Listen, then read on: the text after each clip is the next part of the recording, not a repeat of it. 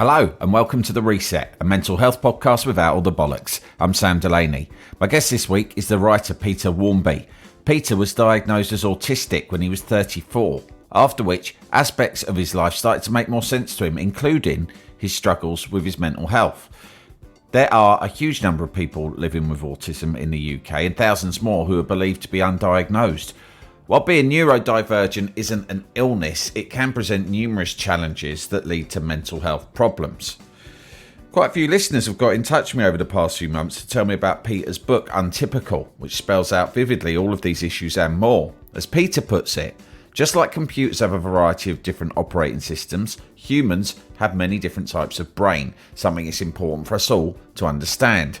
So I was delighted that Peter spared the time to come on The Reset and explain a bit more about all of this. I hope you enjoy listening to our chat. Peter Wharmby, welcome to The Reset. Hello, thank you for having me. It's really nice to have an opportunity to talk.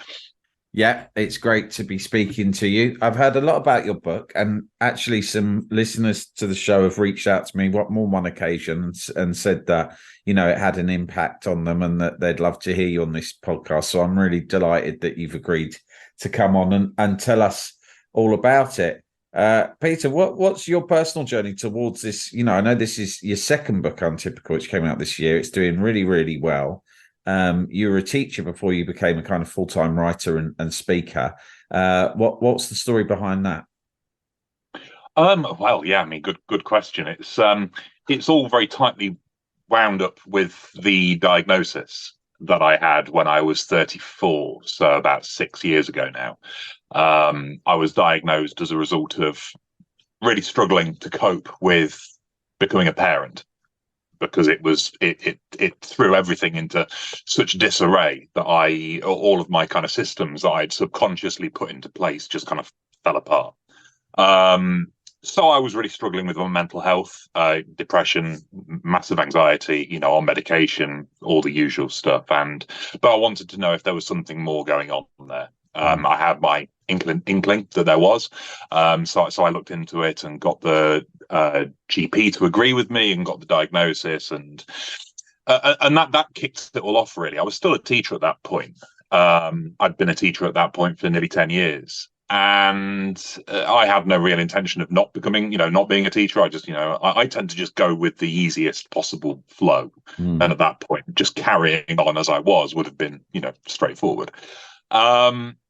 But I started writing about my experience. I started short form on Twitter and longer blog posts, that kind of thing. And it got some traction, and people were interested and seemed to enjoy the way I wrote about it. And through one way or another, that led to publishers coming to me and saying, would you like to write a book for us? I didn't seek it out at all. I feel like a real, it's incredibly lucky. And I feel, I've got to be grateful for that, because I'm not very proactive as a person. I tend to just take what comes. Yeah. And so, I had Jessica Kingsley approached me about the first book. That was way back before the pandemic, I think, that we first started talking about that. And then I got an agent, and then HarperCollins had been in touch wanting me to think about writing for them. And we organised that, and it all came about thanks to social media. It all really came about thanks to Twitter, which is a shame given what's happened since. Yeah, I don't really use it anymore, but that definitely got me on my way. And then the pandemic happened, and we didn't go into school for a while because of that, because of lockdown. But my anxiety around COVID was quite high, and I struggled to go back in, and my mental health was still shot. So I had to take that decision to try and pour all of my effort into writing and doing workplace talks and all of that stuff that we do, and lose the steady salary and pension, etc. of being a teacher. So that was a gamble. That was a real gamble. But my mental health meant that I didn't really have all that much choice. weirdly, it felt like I did at the time, but looking back, I don't think I really did. I think it was a situation where I had to do what I did. I'm just glad that I've survived since. Well, I'm glad you've done so, and that you seem to be, the book is obviously doing really well. You seem to be thriving, but I'd love to go back to, your diagnosis, because, Hmm. the difficulty you faced coping with being a new parent is something that we talk about a lot on this podcast with all my different guests. It's something that I went through as well, and there are different reasons for it.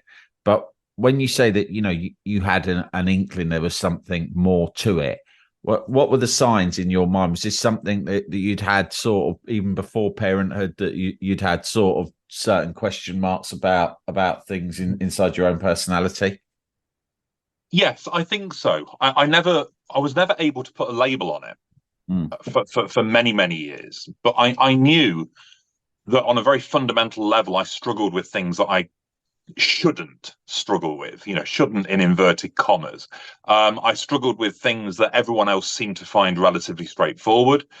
I pushed myself very hard to do things that I had an instinctive dread of doing, often to my own detriment. So mm, things like socializing too much, um, going out when I really didn't want to, little things, but it all added up. And I mm, just always felt like everything was an uphill battle, whereas it didn't seem like it was that for a lot of the people that I was around. mm. It just felt like I was incredibly rubbish at life, if Right. that makes sense. Like Mm, I was absolutely dreadful at coping with everything, really, from finances to organization to socializing to just a straightforward conversation, small mm, talk in the corridor, that kind of thing.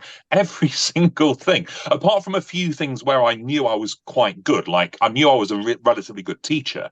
I was mm, confident about that because I knew my stuff and I had a decent rapport with the students. And I knew that I had certain skills. Like I knew that I could write. I knew that I could.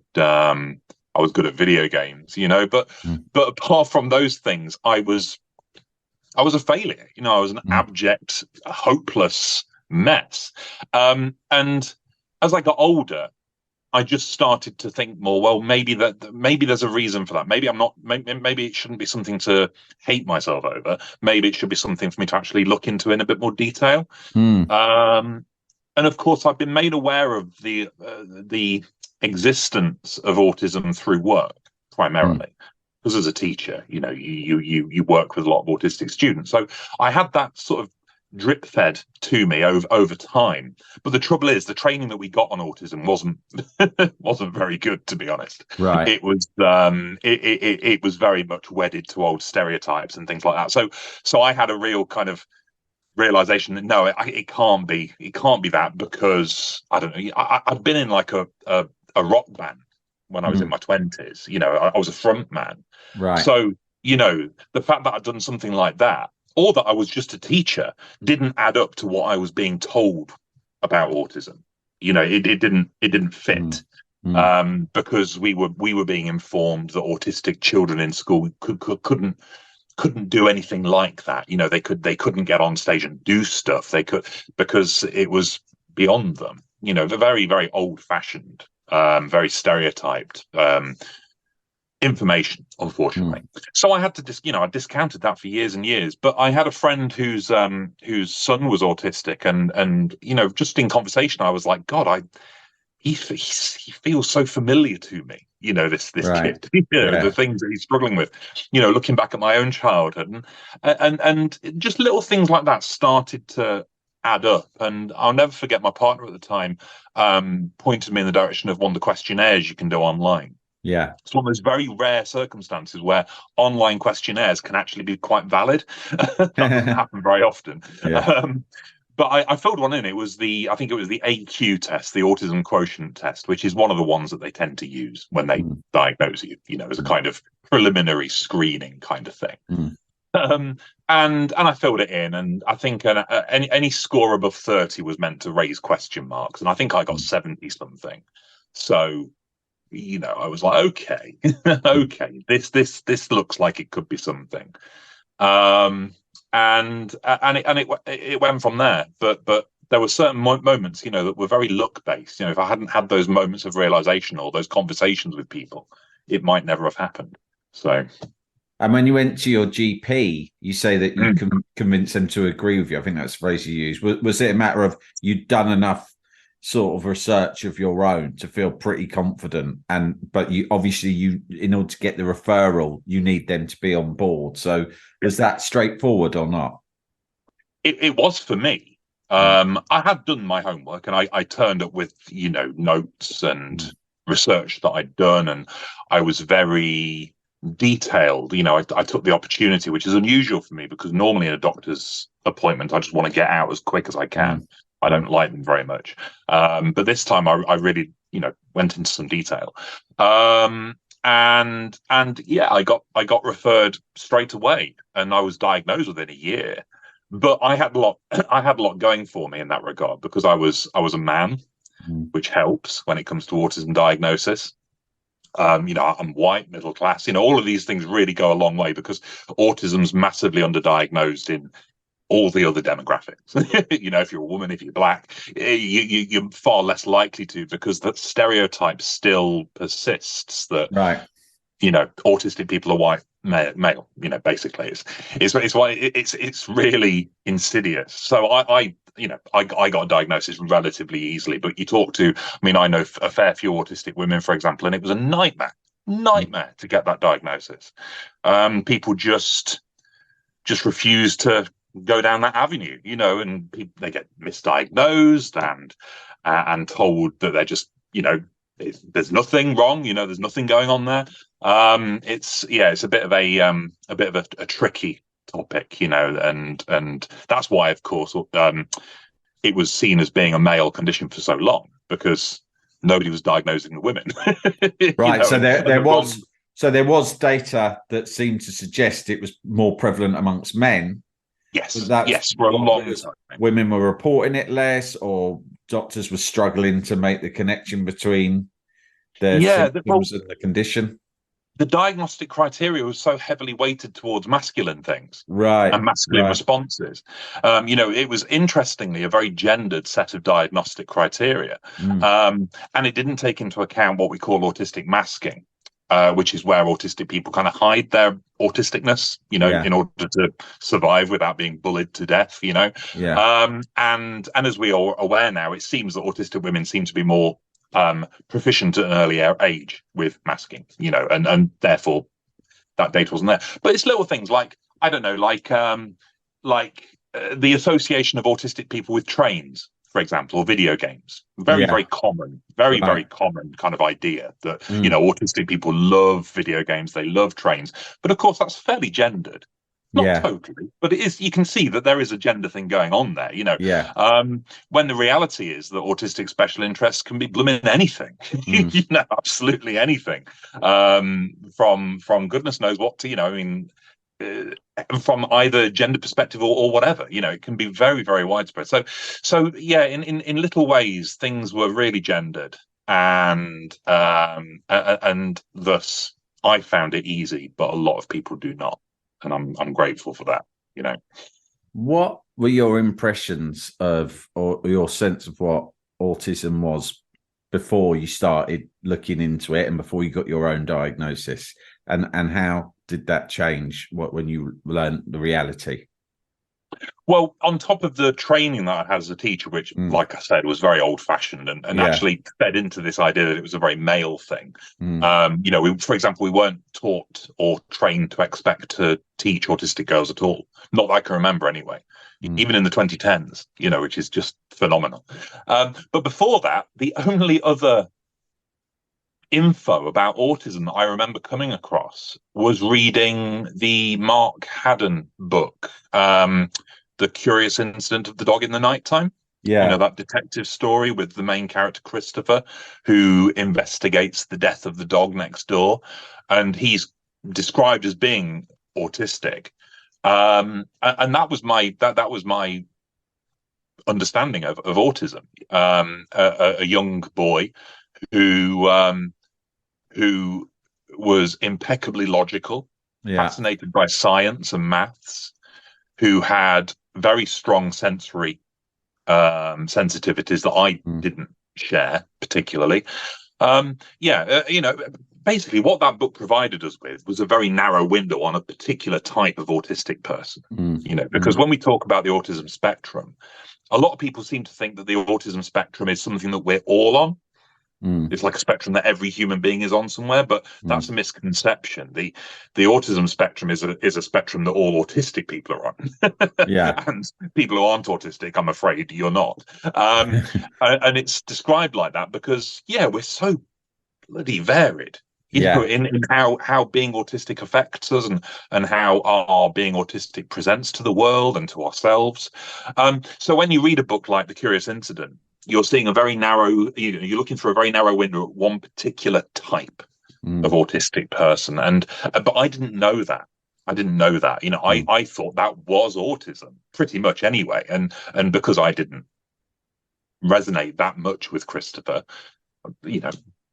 how could it be? It's interesting actually that since diagnosis, I've realized I actually resonate with Christopher far more than I realized. Right. Yeah. I was talking about this. I went to a school to do some training the other week, and we were talking about, I have this odd kind of superstition thing going on. A lot of my life is driven by what I describe as a fairly rational superstition. So if a day goes well, I'll try to replicate it as best as I can. If a day goes badly, I'll try to never do those things again. So I don't know, if a day goes badly and I realize that I brush my teeth at 10 a.m. rather than 9 a.m. on that day, then I'm not waiting till 10 a.m. to brush my teeth again, just in case. And I realized that in the book Curious Incident, Christopher has this whole thing with yellow cars. If he sees a yellow car, that means it's going to be a bad day.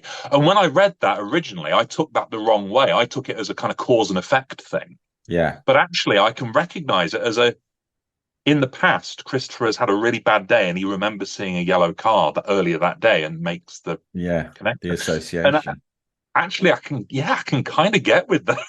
It's something that I really do have going on with myself. So that's been quite interesting. It just goes to show how reflecting on things, things can really change and look very different when you've got the information that you need. Well, this is one of the things that I really was interested to ask you about. It's a relatively late in life diagnosis you had. So was it like looking back on your whole life through a new pair of sort of spectacles? And what were the things that you started to see and interpret differently from your childhood and the whole of your life up until that point of diagnosis? What were the things that you reflected on?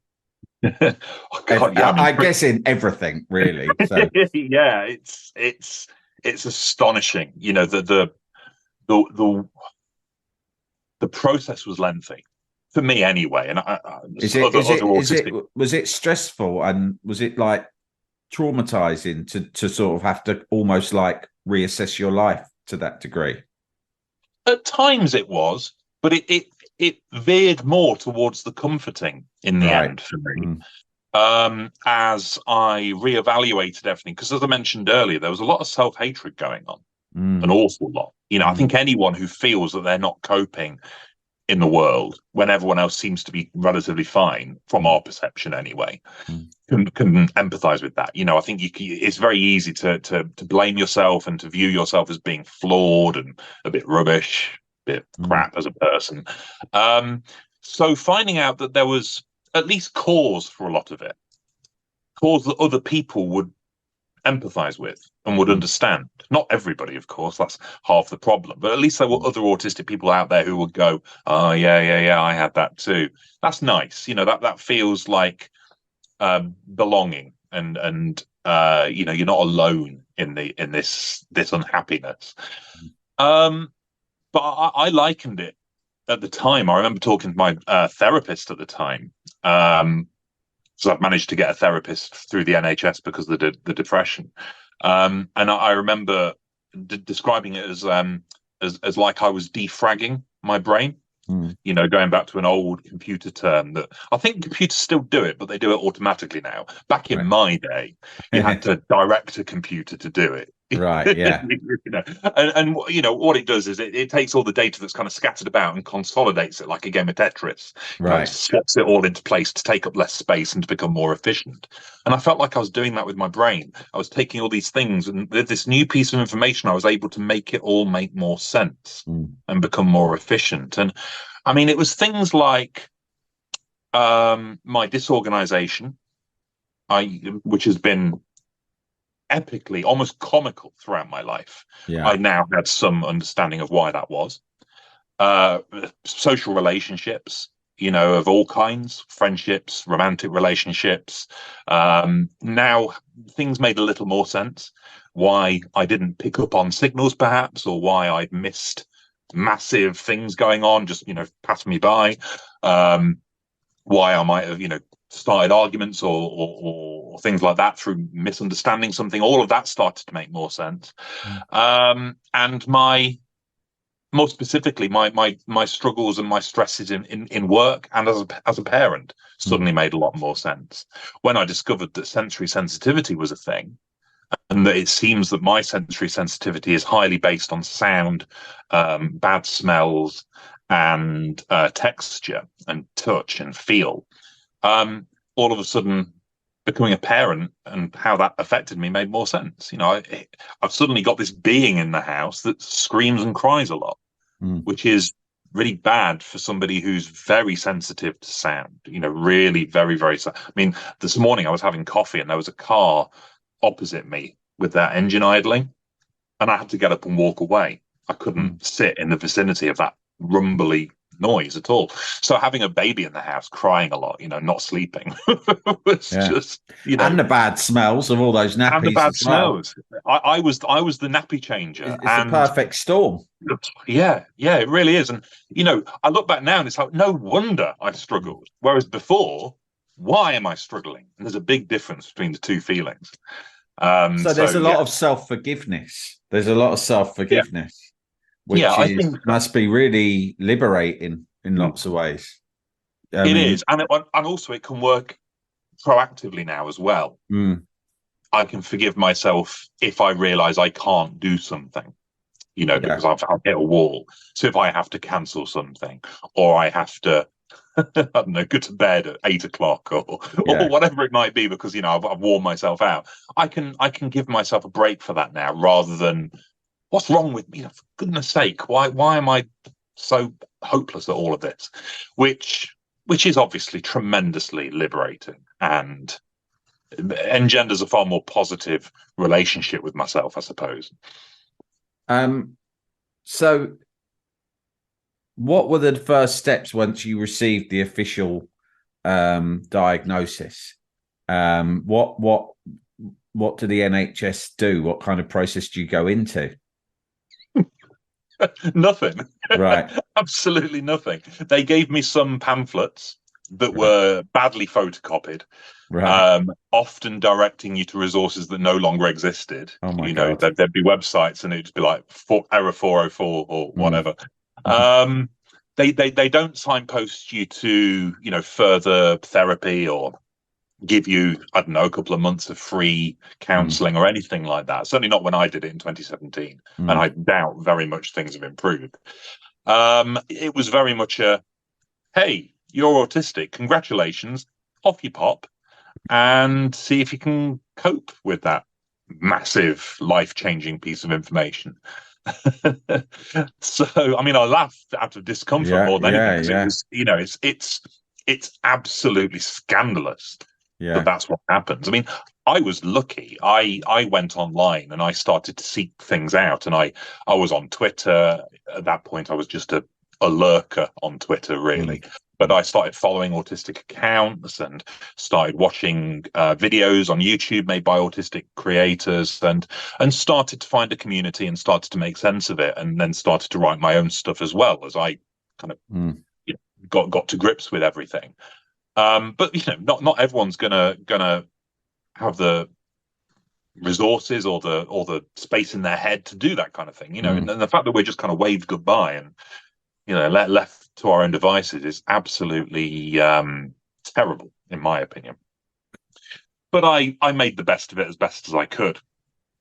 I was possibly a little bit too over eager to share this new piece of information with my workplace. Looking back, it's a very interesting topic: disclosure.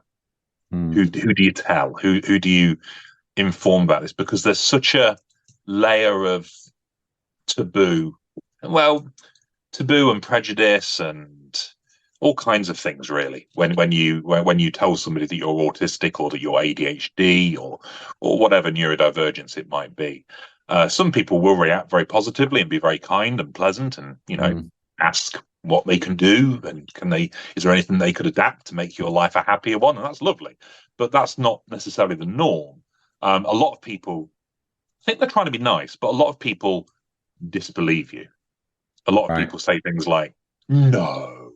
The best one is, don't be so hard on yourself, as if you're just kind of, I don't know, making excuses or something. Yeah, or that you're saying it almost as a gag, like like a self-deprecating joke or something. Oh, I'm autistic, So that's like awareness for wider society that's a big problem, and I guess that leads me on as well to, like, obviously autism is not a mental health, it's not a mental illness, but it does seem to be linked. You have a propensity towards mental health challenges if you are autistic.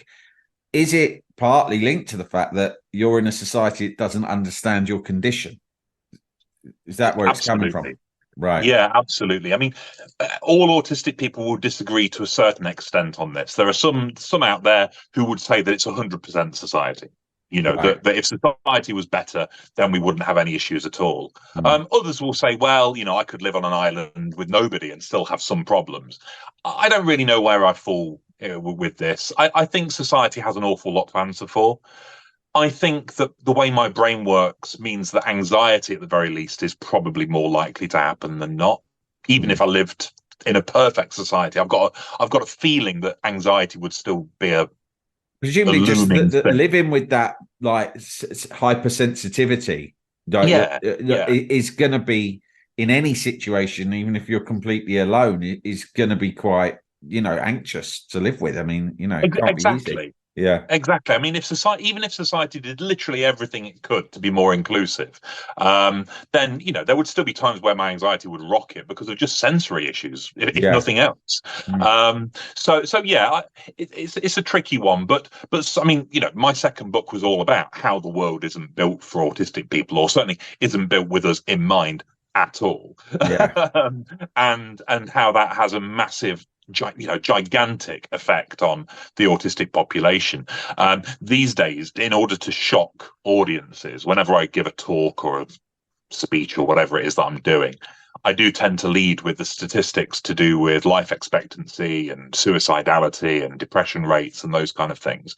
Because, ultimately, the reason that autistic people are, way more likely to attempt suicide than non-autistic people is because we're living in a world which is seemingly often dead stacked against us.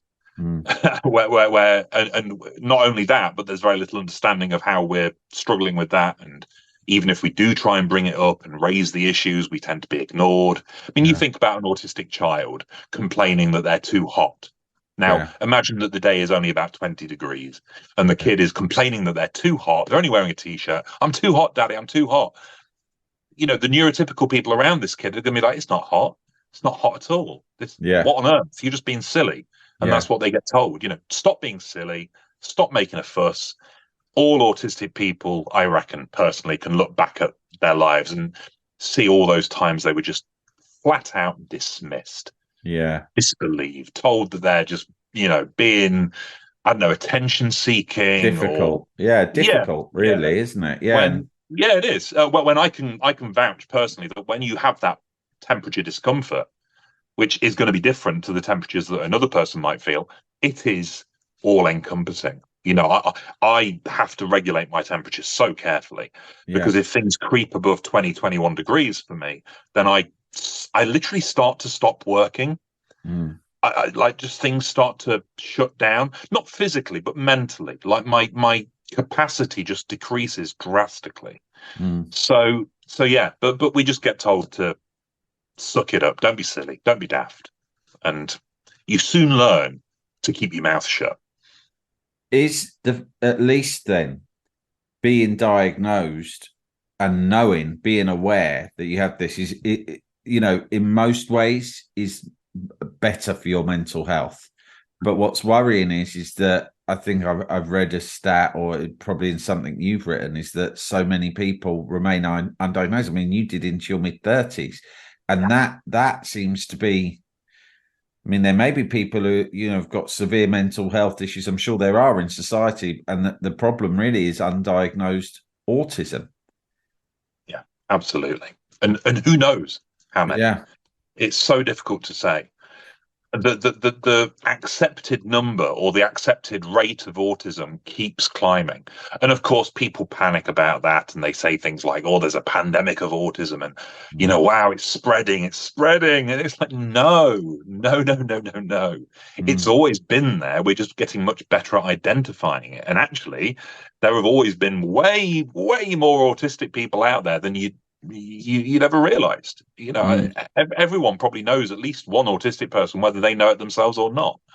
We're a big minority, probably a lot bigger than anyone thought. I think the most recent figures are looking somewhere 1 in 30, but it might be even higher than that. And if you take neurodivergence more generally, so ADHD, dyspraxia, dyslexia, dyscalculia, Tourette's, etc., the rate becomes something like 1 in 10, maybe even more. yeah, It's time the world woke up a little bit to the fact that, one size fits all when it comes to things to do with the most important things of all, like percepting reality and communication and the way that we organize ourselves does not work. Because I did a post on Instagram a while back that did quite well. It basically said something like, why are we so surprised that something as deeply, obviously complicated as the brain has so much variation? yeah. Like, surely it was arrogant to think that brains were pretty much kind of uniform, as we Standard seem to issue. have done. Yeah, yeah. Yeah, and that anything diverting or diverging from that is somehow bad. It's bewildering to think that way. The brain is so complicated we can't even understand it. So thinking that it could possibly be anything approaching uniform was just folly.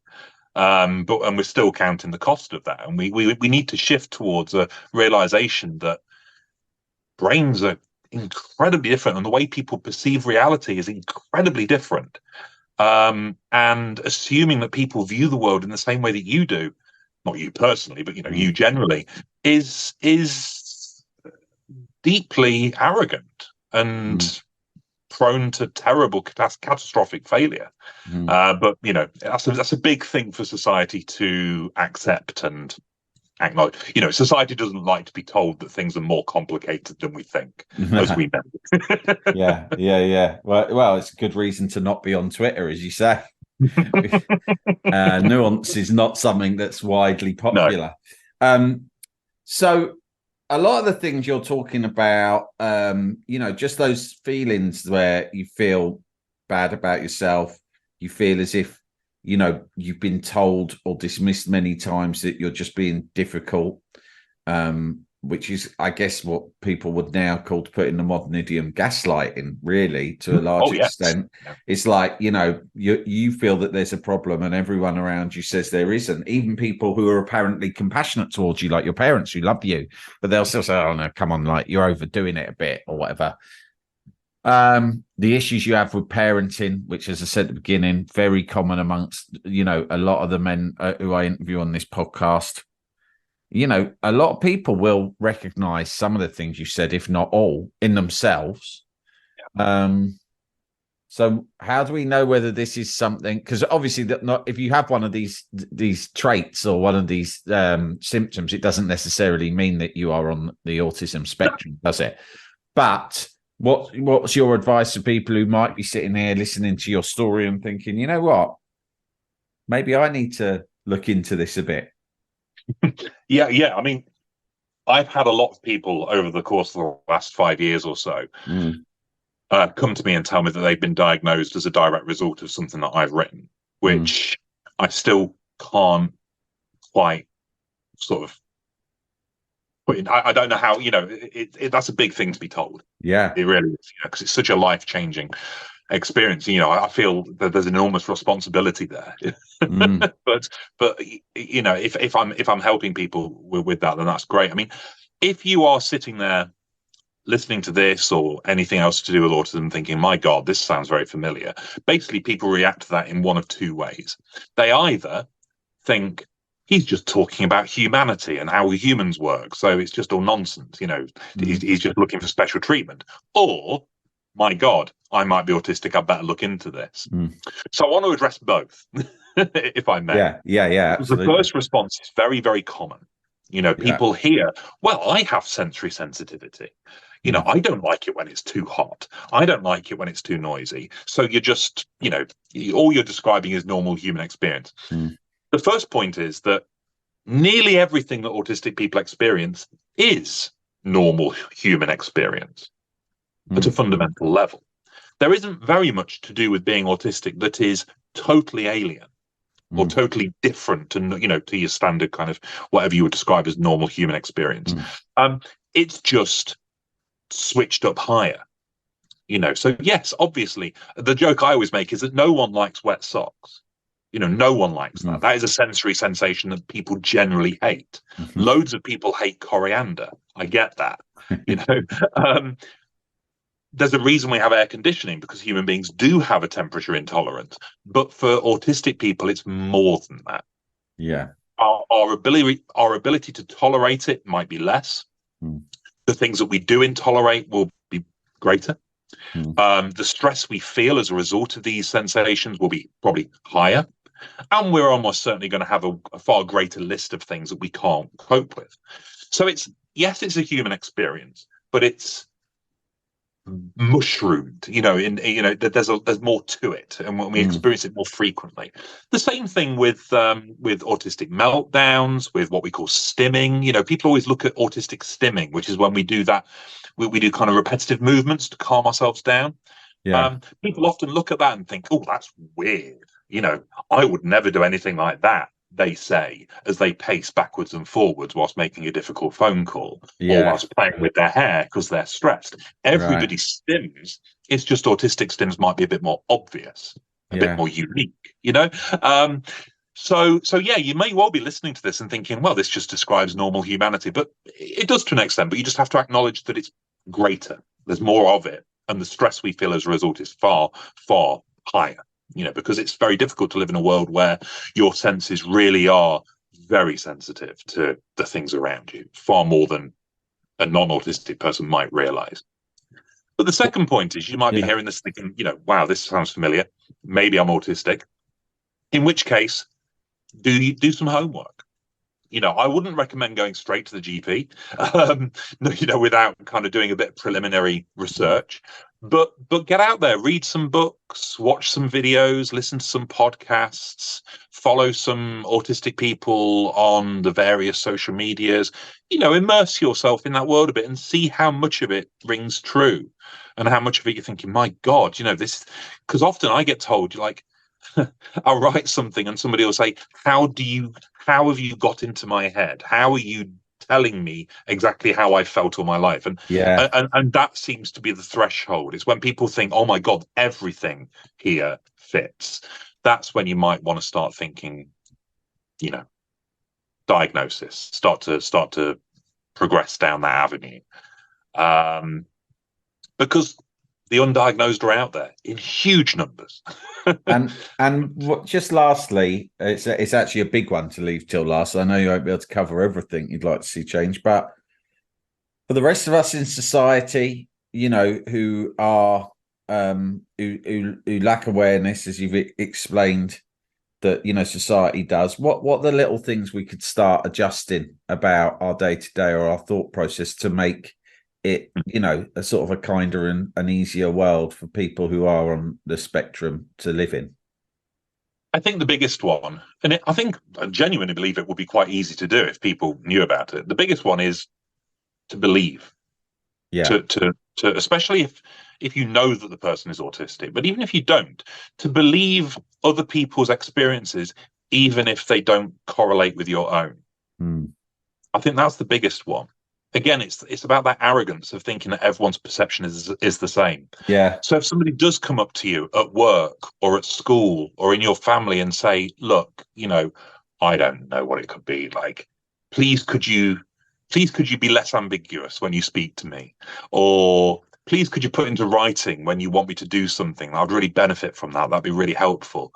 Just be like, okay, that sounds reasonable. Yeah. That's fine. Rather than what seems to be the default, which is, what?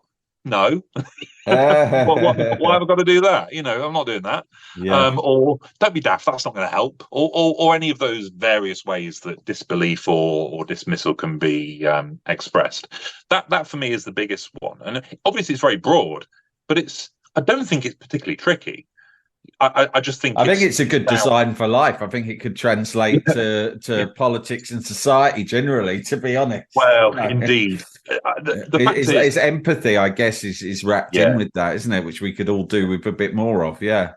Yes, yeah. And I think empathy thrives from knowledge. I think we're far more likely to empathize with something that we understand, which is why getting the information out there is important too. Because the moment somebody's heard, even if they just kind of heard it on the wind somewhere, that autistic people struggle with sound sensitivity, for example. Yeah. And they see a kid wearing ear defenders, or a family member says, look, I've got to leave. It's too noisy in here. I just need to go and be in a quiet space. I believe they are, if they've heard the rumor of this, if they've picked it up from somewhere, they saw a tweet or they've heard it somewhere, they're far more likely to be, oh, okay, yeah, that rings a bell. I've come across something like that before. I can't remember what it is. I can't remember it's to do with autism. But yeah, I kind of know about that, and therefore fair enough. Yeah. I think that's the key, because I do genuinely believe that once we've become slightly aware of something, we're far more likely to accept it. It's, for as long as autism remains a mystery, which I think it does to most people, empathy can't exist in that situation. We don't empathize towards mysterious things. We don't feel empathy towards the unknown or towards things that we can't recognize. And I think that's the problem. So if we can, raise awareness and understanding enough that there is no mystery any longer, then I think empathy might follow. Peter, what a wonderful chat. I mean, I'm delighted just to have learned from you so much about this issue, and hopefully we've communicated to people who might feel as if they're undiagnosed, and other people who just need to understand what life is like for someone who's on the spectrum. I think that's really valuable. You speak about it beautifully and powerfully, and I'm really grateful for your time, and like I say, I know from the feedback I've had from people that your book is making such a big difference to people. And I hope you feel rightfully very proud about that, because it's amazing. Well, thank you. Hopefully, yes, and hopefully it will continue to do so. But thank you for having me. It's been great to have a good chat about things. Nice one. Okay, Peter Wharmby, thanks. That was Peter Wharmby. His book Untypical is a bestseller, and I can recommend it. I put a link in the show notes. Thanks as always for listening, gang. Please subscribe to The Reset if you don't already via samdelaney.substack.com. Paid subscribers get a bunch of extra content every month, plus invites to live events and much more, all for less than the price of a pint. Anyway, until next time, be lucky and don't let the dickheads get you down.